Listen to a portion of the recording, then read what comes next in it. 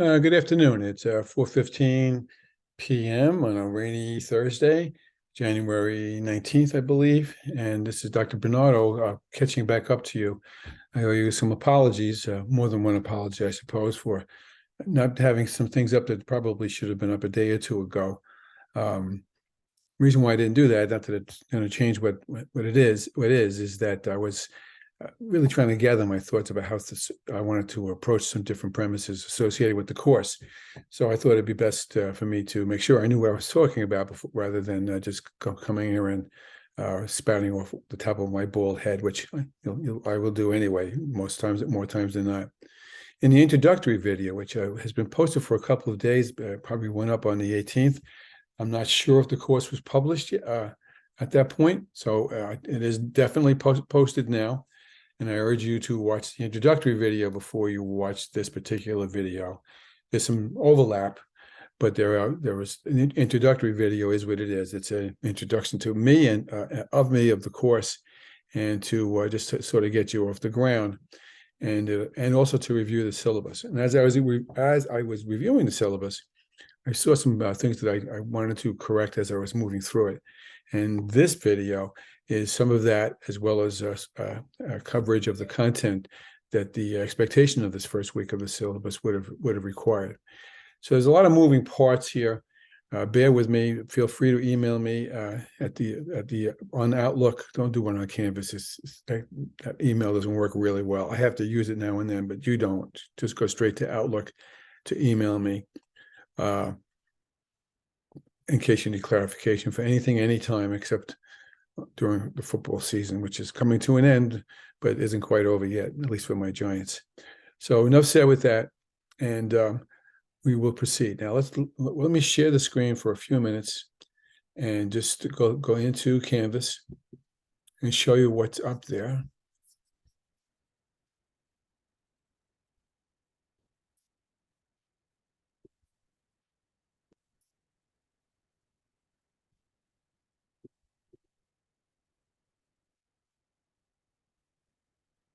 What I'll do with this is record this to YouTube, and then I'll upload the Zoom to YouTube. So I record this to Zoom, then I record it to YouTube, and I put the YouTube link up, an unlisted link, for you to look at your leisure, so to speak. So let's understand how that works. I'll post at least one video a week, probably more than that, but at least one. And you can watch it when you feel the need to watch it. I would presume every week you would want to watch it for any number of reasons, and we'll go from there. But since we're all becoming more and more used to Canvas, I had my problems with understanding some of it along the way. Let's get started. So you're going to see, I hope I'm sharing this. Let me share it again. Now I know I'm sharing it. I'm glad I checked.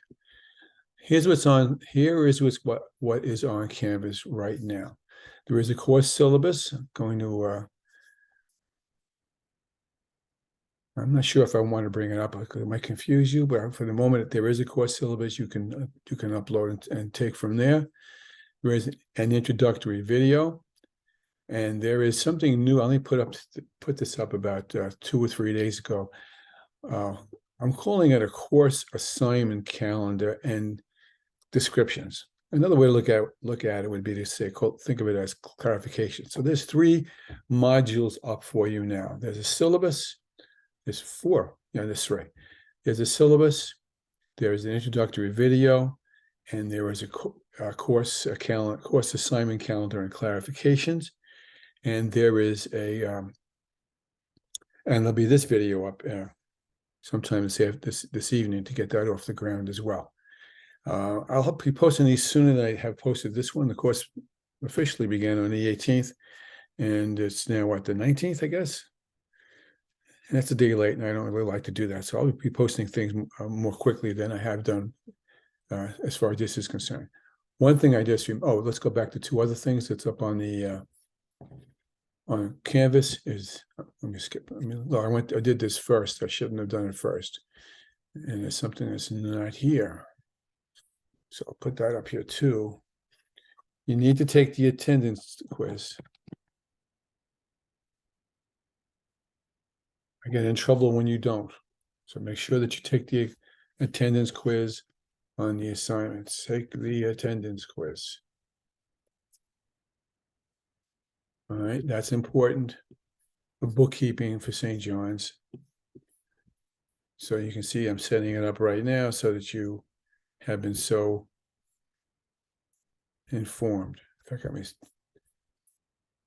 me publish that too. That would be helpful. So I just published it. And it's also on the announcements, or it's supposed to be. There it is. Make sure you take the attendance quiz. All right. There's a little bit of an announcement here from me just saying hello. I'm Dr. Richard Bernardo, a member of the Dale Department of Administration and Instructional Leadership at St. John's. And while the course hasn't officially, you can read the rest of that on your own. The other thing it's up to is some discussion questions, 2 discussion questions. Well, just one that's up that you have to worry about between now and next week. And that would be, tell me who you are. I see some people have already done that. I didn't even realize that. That's great. But more of you need to do that. And I will go so far as to say, and it's also, this is in the syllabus, but I want to make the point, is that you need to, you're expected to comment to other people. That's a requirement from me to you. I expect you to reply to other people's points of view and what they may want to say. Maybe in the introductions, there's not much that you need to say, but as I begin to post questions and conversation, that's the only way we're going to get engagement going, if you think about it. Since we're asynchronous, and we're not permitted, quite frankly, to have any kind of synchronous sessions, although I'll probably run some office hours now and then to see if anybody wants to get on to ask me questions. The best way we're going to do that, and the best way you're going to be evaluated, and the chief way you're going to be evaluated for the course, is through your responses to the discussion questions. So even though you see some discussion questions, some of them posted here, they're not even filled in, quite frankly. The only one that's filled in right now is discussion 1, the one that you should be answering now.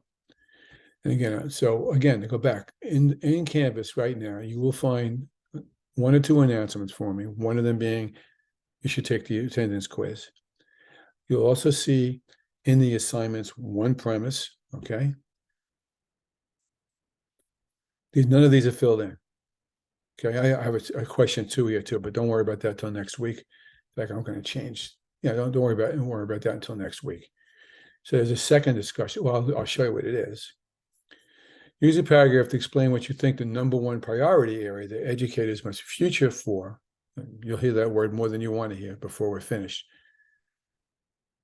To meet the needs of an emerging future. I'll tell you mine. My own personal one, I think, is what everyone is beginning to call DEI. Diversity, equity, and inclusion. To me, that is, and they're interrelated. They sometimes they blur together. But the issues of diversity, of equity, and inclusion are the paramount issues of the society, in my view, and not just of education. And so I need to hear what you think your priority is. If you agree with me about that, then write about why you think that's the important one. If you think of something else that you think has importance, make it your business to do it that way as well. So both of them will be due next week. So there's 2 discussion questions to answer. There are no assignments yet. Okay, I'll talk about that in a moment. And there's a syllabus. Now, there are also what we call modules. And when I don't know where to put something, I put it in the module. For example, there's a student quiz. Okay, you take the quiz and you move on from there. There's the syllabus, but all right, you'll see that's there as well.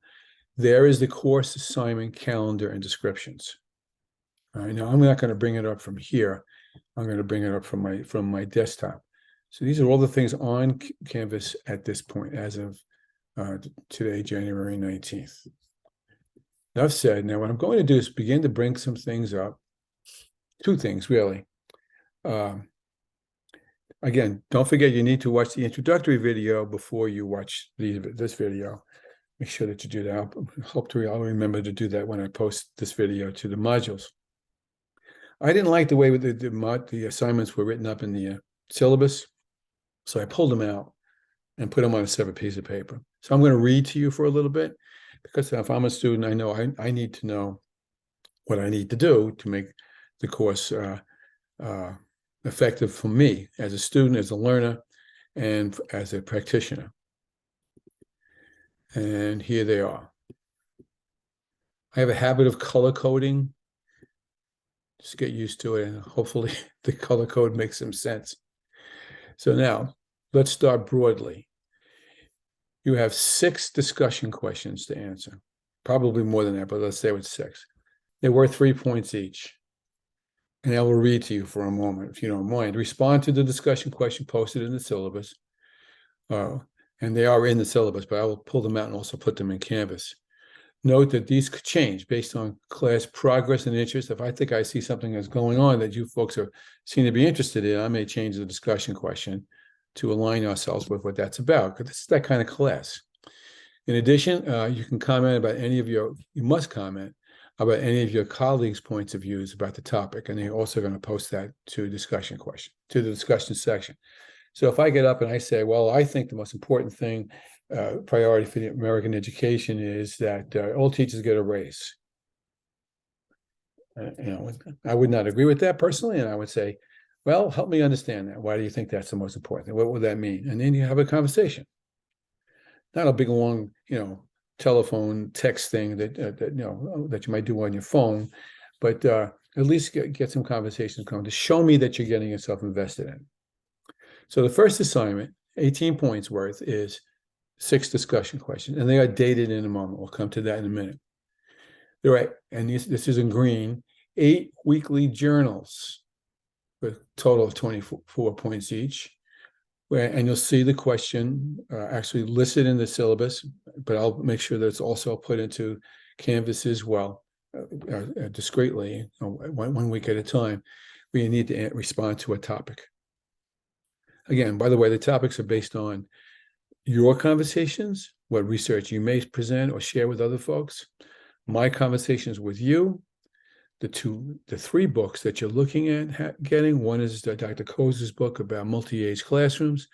The other one is a very well-known book called Professional Capital by Fullen and Hargreaves. And a third one is a book about the world. It's called Flattening Education, if I remember the title correctly. And that's by Carol Tomlinson, who is a internationally known educational theorist or writer as such. So those are your sources, or you can go out and find other sources. I would be pleased to see you do that. And so you have 8 of those to do. Now, what I've tried to do is stagger them so you don't write a discussion question and a journal question in the same week, because that can jumble up your head. So I'm trying to avoid that. But there's a couple of places where I may cross over with each other. You have 2 case studies to do. They are 10 points each. And there's the description of what you need to do. So I'll read the first one to you. And again, you'll have the link to these. So it's not as though these are what you'll wonder about where this is coming from. So in a passage of no longer than 350 words, discuss the following based on readings about programs that engage families with schools. Okay, and pay attention to that premise of engaging families with schools. And again, I'll ask you to describe the role of educators and parents, describe how we'll wrap around community services. This is largely taken in urban areas, as a matter of fact. Support programs for families and students, and then ask you to outline and circle ideas of how professional capital connect those things to each other. And then you go on to, we asked whether you have to describe 2 roles of educators and parents and so forth. I'm not going to read all of this to you, and you're going to do some power as per. You're only doing 2 PowerPoint slides just to support what you write, right? And the second one is a little different. What are the 2 important issues you anticipate may occur as your blended school opens? Explain why and how it would be beneficial to involve families with regard to these issues. Now, you also have an assignment where you're asked to design a parent partnership plan with the school. I will teach you how to do that. Don't get nervous about what that means. Some of what you read in the case study is going to help you with that, but I'm going to help you with that throughout the semester. There's 14 classes to this semester. We have plenty of time to make that right. And there's dates for that in a moment. And the final project is worth a third of the course score. I was misrepresenting before when I said the discussion questions were more important. This is the most important topic or assignment for the course. And that would be a final project where you're going to read the book Multi-Age Learning Community in Action. That's Dr. Coase's book. And you're going to discuss that community plan and develop an action plan to do that. I'll show you how to do that. Okay? You don't have to worry about any of those things. You are going to present them to each other in some sort of video way, which I haven't figured out yet. So those are the assignments. What I tried to do, and this, I think I have this all accurate, is I color-coded, I'm very proud of myself, I color-coded discussions journals, case study, parent involvement, and final project, which are really the 5 kinds of assignments you need to do.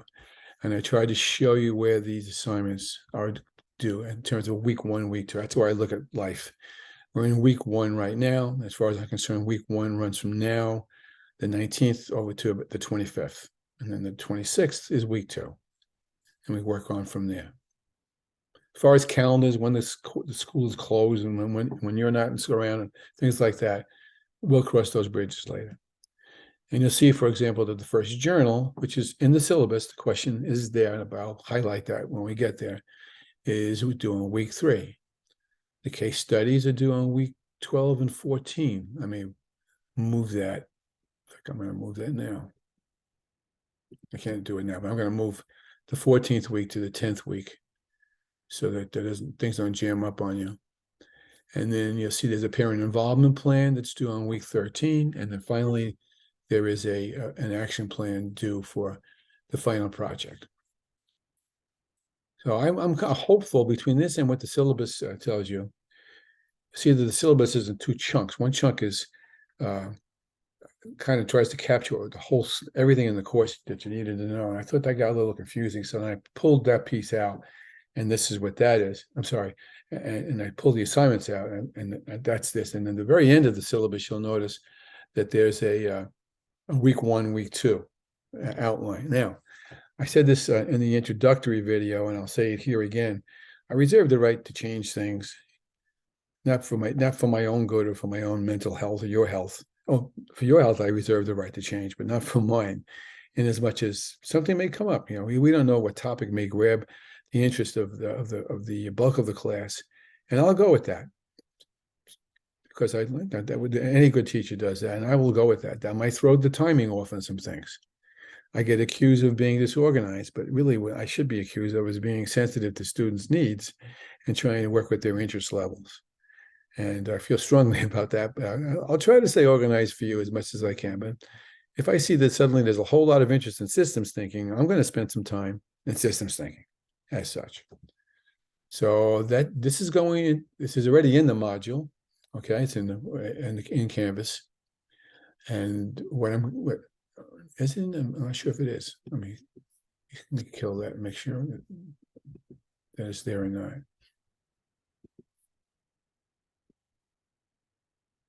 Yeah, it's right here. It's in the modules already. What's not in the module is what I'm about to show you. That'll go into the module, if not tonight, tomorrow morning. And that is what I call the agenda.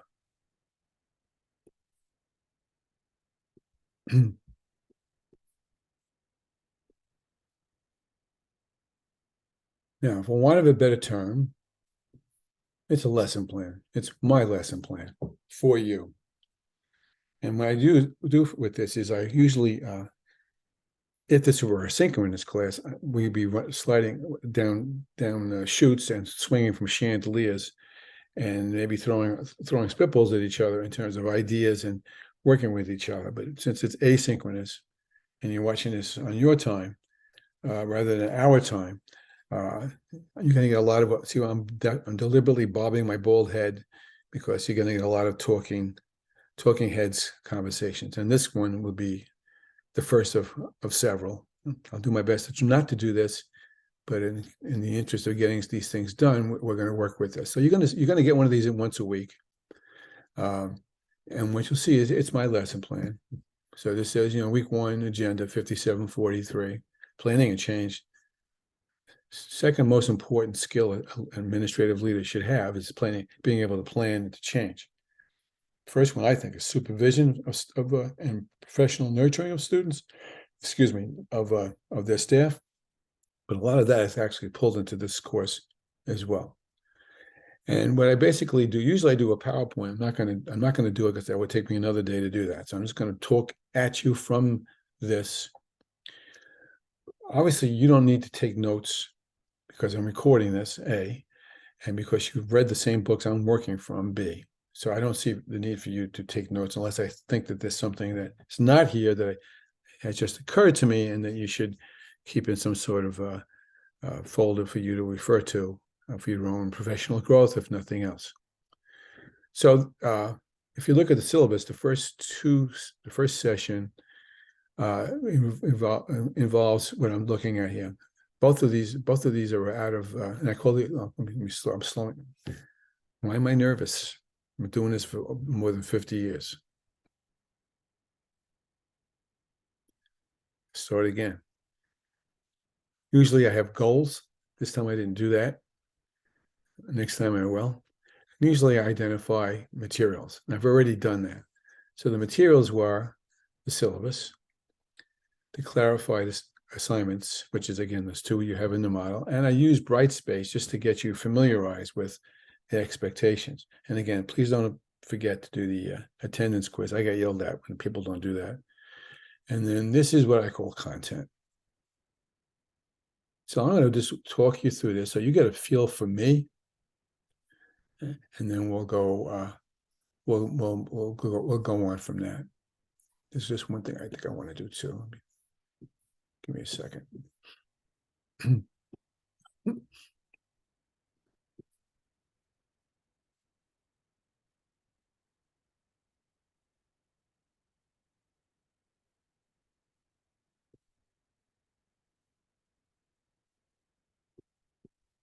Again, there's three books I already mentioned. That's here. I just want to pull up some links.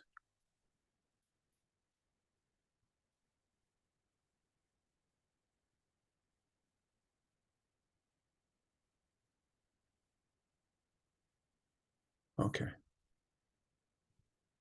Now I know what I want to do. Anyway, I think this gets too long. I'm going to stop. And I'll probably do another video in a couple of days because that means we're spilling over into week 2 already. Here we go. All right. We're working from the professional capital here. Fullen and Hargreaves are probably the two rock stars of American education and authoring right now. That's subject to change. The winds blow kind of quickly on that, but both Fullen and Hargreaves are well known for a long time. Hargreaves is my kind of guy. He's into what I call strategic planning. He's into what I call futuring, which we'll hear more about than you would want to hear up the road. Planning, big time. Fullen comes from a professional development background.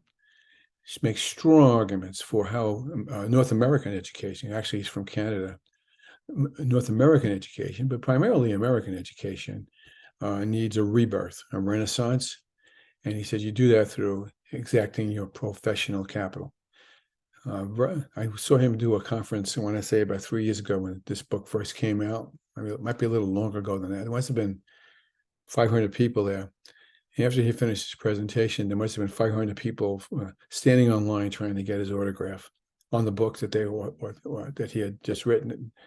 The Hargreaves wasn't there, so he's a well-respected and a good man and a great thinker.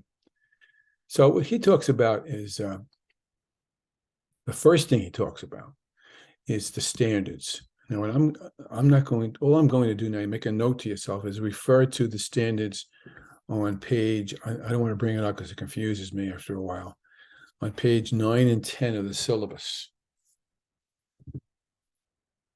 Okay. Let me make a quick example. Here it is. All doctors, let's go with surgeons for the moment, must show that they've passed the minimal, and by minimal I mean to say very exacting, very high-blown professional standards of surgery in order for them to be able to take your tonsils out. And if you went and got on the table and the surgeon said to you, yeah, I'm taking out your appendix, open your mouth, you might get a little nervous because that would mean that he's got a different idea of where your tonsils are than where your appendix is. And that's a problem. And for too long, American education has given lip service to standards. And maybe, and I would say the last 10 years, they've begun to really put some teeth into them. So there are standards for teachers. All of you who are teachers and aspiring to be administrators know that you had to pass a certification exam for teaching. And you know that as you're in the St. John's program, you need to prepare yourself for the SBL or perhaps the SDL, depending on where you are in the program, school building leader and school district leader certification exams. Now, they're similar in format to the teaching certification exams you may have taken. Same kinds of formats, same kind of approaches, and also as hard, if not harder, I think. I'm going to recommend a book to you. I haven't got it in front of me. I'll post that up so you can. I would recommend strongly that you get this book. Forgive me for depicting it this way. I'm not proud of what I'm going to say, but this book is a kind of Regents Review book that prepares you for the exams, written by two friends of mine, and this book has been out in print for several years, and it's the Bible of how to prepare for the SBL. So I will put the name of the book and how you can get it up the road, especially if you're coming up close on the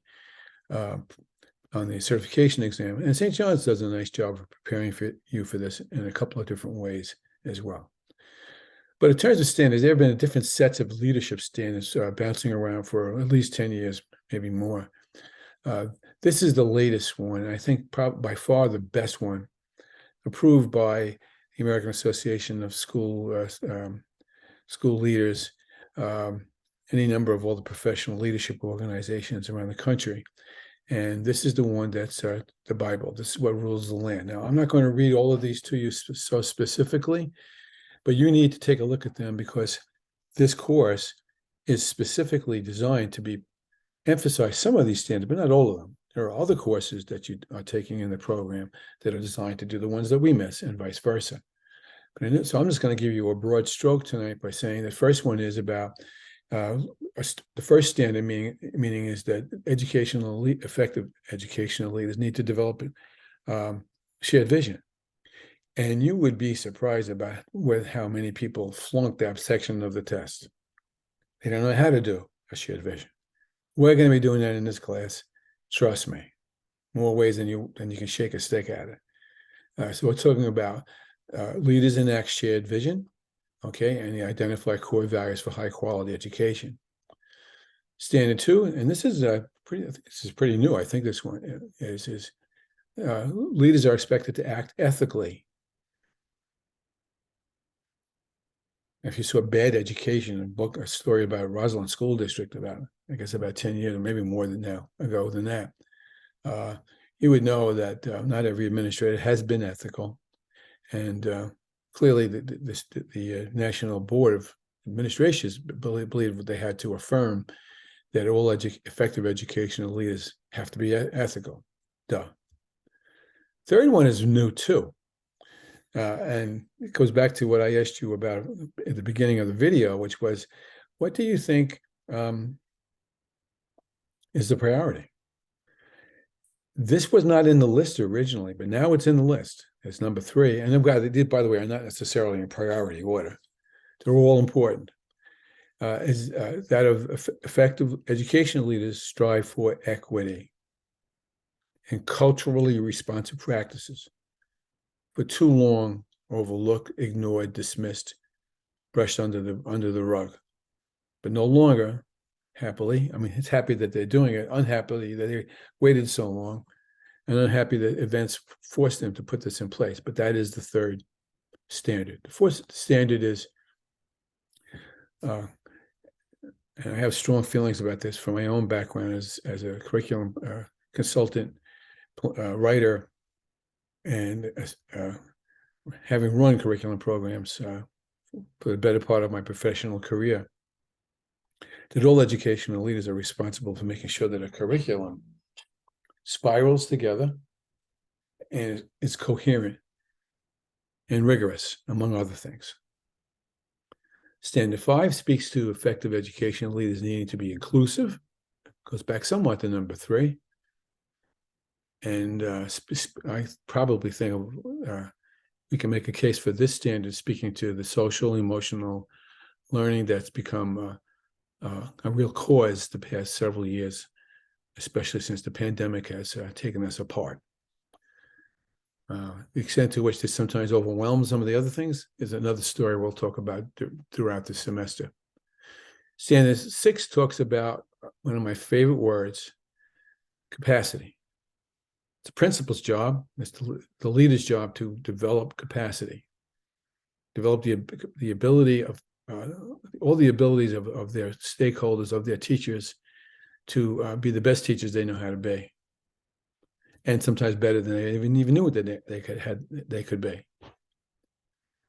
All right, and that's, sometimes that gets lost in the trees sometimes for the forest, but that's really a critical issue. And that kind of overlaps, I think, with Standard 6 about, again, developing capacity for the strength, the infrastructure, which I think is a big problem we've got in public education, especially urban education nowadays, with the resource limitations that we struggle with. 7 speaks to professional community. I have a story about this. I'll share it when it comes up, but it just reminds me about the fact that principals sometimes take for granted that there's professional conversations in that faculty room and in meetings when they're not there, and that may not be the case. And sometimes that's to the deleterious effect of the health of the school as such. Again, and this is one of the assignments in the course, effective educational leaders engage families and community and what goes on. And I have a great story about that one I'll share when we get to it in the course down the line, a couple of weeks from now. Number 9, effective educational leaders manage school operations. This is one I was not that good at. Just don't tell anybody. Making sure that the school is safe and clean. I have to say that sometimes I was paying so much attention to some of the other standards. I was counting on my custodian to do that, and sometimes the custodian wasn't doing that, and that became an issue I had to rectify for my own strengths. And lastly, again, these are not in any priority order. Effective educational leaders act as agents of continuous improvement. Here's a saying you'll hear. This is the first time I'm saying it to you, but I'll be saying it to you more than once. And that is, none of us is as smart as all of us. And when you stop trying to get better, you stop being good. Put those two sayings together. If you're in this program to make sure the trains run on time, make sure that every kid gets their textbook, and that's the end of your job, you don't belong in the program. You're in this program to learn how to improve every school you're in. I don't care if you're in the #1 school in the country, which happens to be Jericho by somebody's standard, by the way, Jericho in Long Island. And we'll talk about that because that's really what the multi-age classroom premise is that we'll be using as a final project. Okay, so there are competencies in this course. Those are the competencies you're going to be assessed for when you take the CERT exam. In this course, on the bottom of page 10, you'll see that really we're talking about instructional leadership, school culture, human capital, big time, human capital, community engagement, and systems. We'll talk more about that than I think I originally planned to do. So again, you should familiarize yourself with that. And if you have the time or the patience, not everybody does, sometimes slid by or looked at the first week and then buried by the professor and by the student. Don't do that. You'll be good for you to say, well, what's this lesson about? What's objective is this trying to help me with? And if you're not sure, then you should ask me, and then we'll figure it out together. Now, let's go into Fulham for a bit. I already decided that we're not going to do the chapter 2 today. I'll do that tomorrow. So as far as that, and that'll be a much briefer video. And so you have to think, and I may share this so you can see this, I believe, and you can see that we're talking about the premise of capital. Capital has several shades of meaning, but basically it's resource. It's the power to enable you to be more than what you are, or more of what the organization can be. That's where we're coming from. Now, Fullen goes on, and Hargraves go on to say that there's two categories of capital. I think it's probably more, but in their case, they're using business capital and professional capital. The business is what it sounds like: making trains run on time, making sure you have enough money to pay for the toothbrushes and things that you need and so forth. Again, not that it's not important, but Fullen and Hargraves would argue, and I would agree with them, that in the school business and in the business we call schooling and school leadership, it's about professional capital. It's about professional working of human resources. You notice I wrote human resources hyphen human relationships. All the research in the past maybe 60 years, and that's accelerating, continues to accent schools that are, I don't want to use the word happy, because you're not necessarily inviting the teacher next door to your pajama party or having a drink with all of the first grade teachers as such, although nothing that could be part of what it's about, where they have strong, healthy human relationships and support for each other. And when the leader concentrates on working not only on the star teachers, and hopefully every school has some of those, they also are working on the teachers who might be in that bottom 20%, and where everyone's pitching in together to raise the level of the boat, so that all the boats rise, not just the superstar or John Dewey type people. I mentioned Oden here because Alan Oden is he goes back a ways and researched a little bit, but he was the first person to really begin to accent this human relationships premise and the idea of paying attention to the needs of teachers and stakeholders to strengthen the whole school. I mean, you think back about it, it just makes sense. Now, Fullen goes on to talk about social capital. And I've done a lot of my own research on this, and I'll come back to that over time. This talking heads thing is not effective, I think, for you to remember all of these different premises, especially if it's not in the book. And this is not. This is Bernardo talking. Answer this question between your ears, and that is this statement. To what extent do you agree with this statement? None of us is as smart as all of us. None of us is as smart as all of us. Sounds very cute. Oh, yeah, when everybody's together, we're all smart. I'm making a face because you know what I think. I want to believe that it's true, but it's not always true. I could think of a few jury decisions that were 12 people making terrible decisions. I could think of a few elections that didn't make any sense to me. I can think of decisions that other people have made in groups that were really, I'm going to use good English, poor. It doesn't necessarily follow that because people are all in one place and all have master's degrees, as you all do, that you are all smart together. You may be smart individually, but it doesn't mean you know how to be smart together. And that's about social capital. And this Priscilla Wellstead is the model I'm sharing with you now. I'm just going to run through the list, and I will hit this much harder when it pops up in later conversations. Wellstead said, in order for a school system to be effective, 6 variables have to be present. And I'm just going to tell you what they are today. I'm not going to have you memorize them and necessarily understand them all that specifically yet. She said you needed to know what your power base is.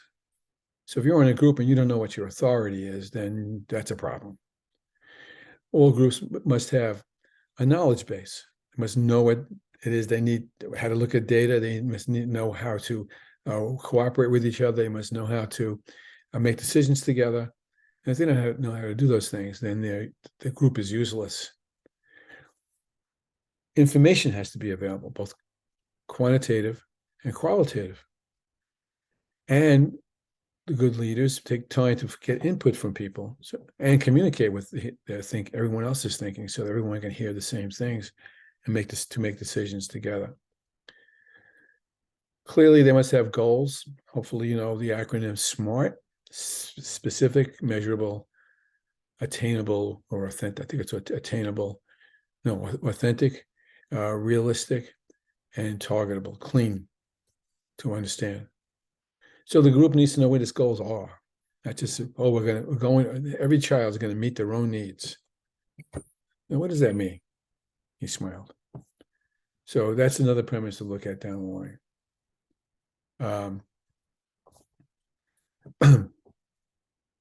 Okay, I lost my train of thought with the beep on my phone. Does the group have enough sense to engage everybody by passing out leadership responsibilities to each other? Okay, we'll talk more about that later. Do they have the resources they need? Resources isn't just money, he shouted. Resources is also time. Resources is also expertise and smarts and empathy and compassion. Those are all resources that have to be existing intrapersonally and interpersonally to make things work well. And they deserve rewards too, although rewards is a very weak weak variable in this particular model. Just pay attention to what Wolfstedter's points about. Put these in the back of your mind as you begin to consider these social capital premises. Because what it really is this whole system thing. And I'm thinking, do I want to do this now? No, I'm going to stop here. I'm going to stop at systems. And I'll pick it up from systems tomorrow. And I'll also go over to chapter 2. I fully expect and hope that you reach out to me with questions. I apologize for not getting the class off the ground yesterday, but that won't happen again. And these are things I care about, as well as professionally feel like as though I'm an expert about. Care first, expert second. And what I mostly care about is assuring myself that when you walk out the Bernardo door, figuratively speaking, because we're never going to meet each other in the real world, or maybe we will, but I hope we do. What will happen is you'll be taking these things and putting them on the streets to make your schools a better place. Okay, so I'm going to stop the share. I'm going to stop at systems, and I'll come back to that tomorrow. And so I've actually given you a lot to think about, of course, between the two videos and this. So remember, if you open this one up first, it's too late now because it's the end of the video. If you open this up first, don't open it up first. Use this second, and then make sure that you would put the,